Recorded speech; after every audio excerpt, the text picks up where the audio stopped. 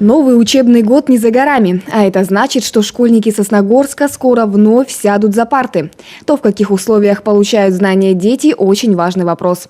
И в муниципалитете он стоит на особом контроле. В том, насколько образовательные учреждения района готовы к началу учебного процесса, лично убедился исполняющий обязанности главы муниципального района Сосногорск Сергей Дегтяренко. Первой стала кадетская школа. Гостям показали учебные классы, спальный корпус и столовую. Что было сделано за период летних каникул, рассказала исполняющая обязанности директора школы. Школа к новому учебному году готова. В течение лета был произведен косметический ремонт в спальном корпусе, в столовой и в учебном корпусе. Подготовлены кабинеты, коридоры. Закуплено новое оборудование для спального корпуса, для столовой. И пришло оборудование для лазерного тира. К слову, новый тир в кадетской школе появится благодаря реализации народного проекта, который позволит укрепить материально-техническую базу центра до призывной подготовки граждан к военной службе. На базе тира можно будет не только проходить стрелковую и огневую подготовку, но и сдавать нормы ГТО. В этом году практически во все школы района было приобретено новое оборудование – учебно-методические пособия, посуда и оборудование для пищеблоков.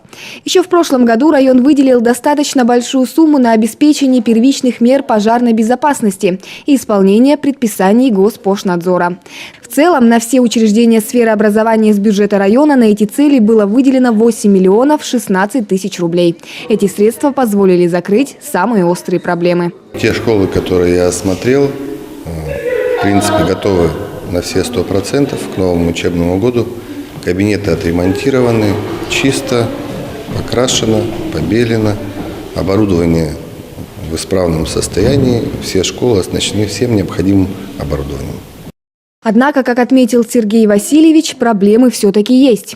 Конкретно про вторую школу, как я говорил в своем докладе, у нас большая проблема была по второй школе, она и сейчас пока на данный момент остается, потому как последние 3-4 года муниципалитет, как я говорил в своем докладе, в полной мере финансировал только зарплатный фонд, поэтому у нас в районе практически не осталось школ, в которых бы не были проблемы с ремонтом крыш.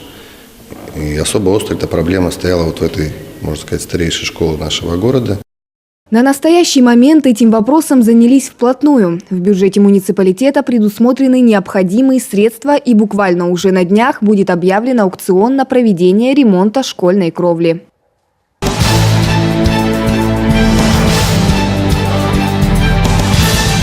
Профилактика заболеваний – важный момент, которому в системе здравоохранения уделяется особое внимание. Всем известно, что болезнь легче предотвратить, чем потом ее лечить.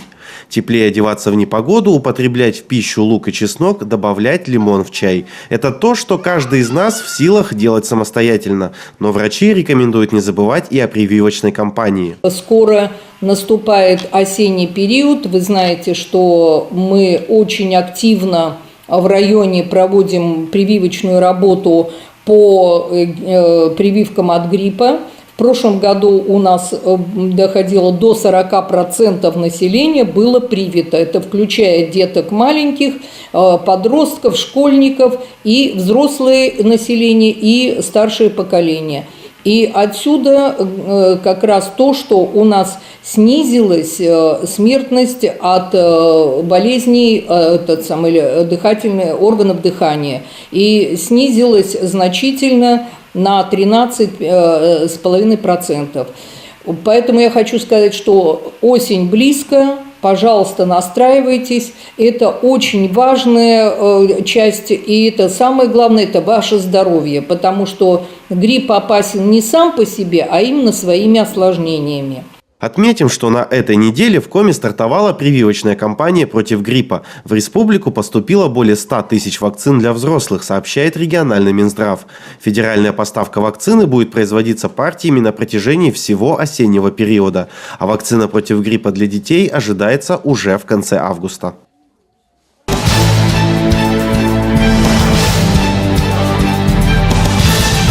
296 нарушений правил дорожного движения выявлено на дорогах города и района с 6 по 12 августа, сообщает ГИБДД города Сосногорска.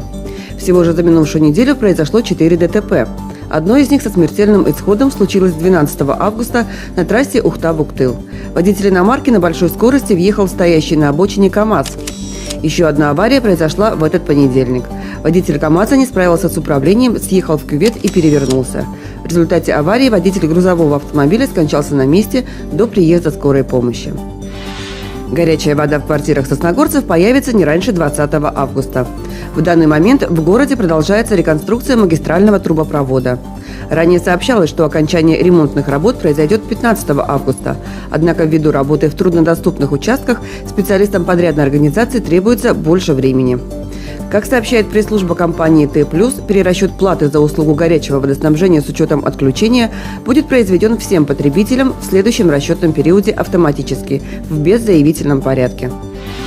Сосногорский район в очередной раз примет участие в выставке достижений и возможностей народного хозяйства Республики Коми «Достояние Севера». В этот раз на экспозиции будет представлен строящийся тепличный комплекс.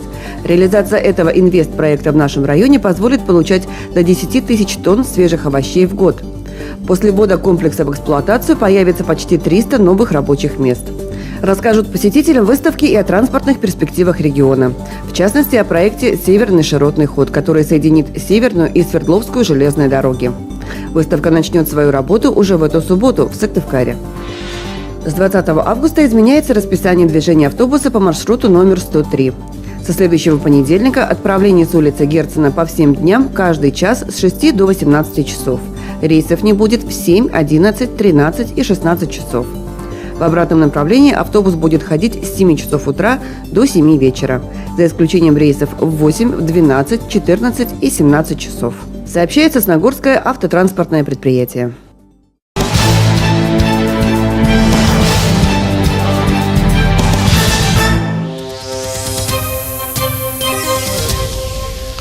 Мы продолжаем работу по приведению в порядок жилищно-коммунального хозяйства.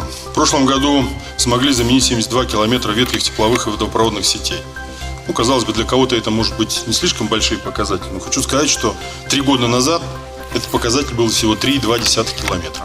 Что особенно важно, мы стали уходить от методов латания дыр, которые применялись в ЖКХ республики на протяжении многих лет, и перешли к комплексному решению имеющихся проблем.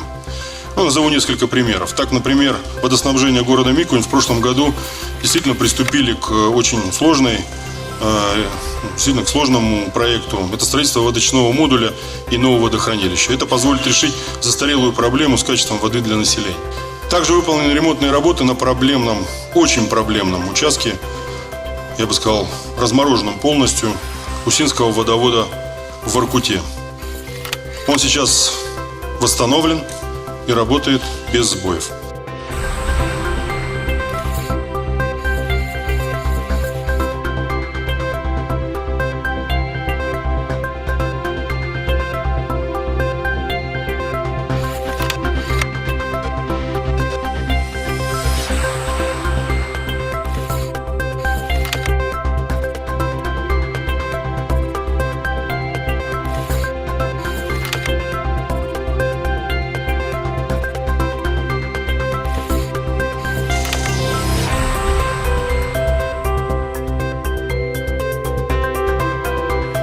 В этом году мы прожили очень спокойно, очень хорошо, ни за что не волновались. Температурный у нас режим стал стабильный.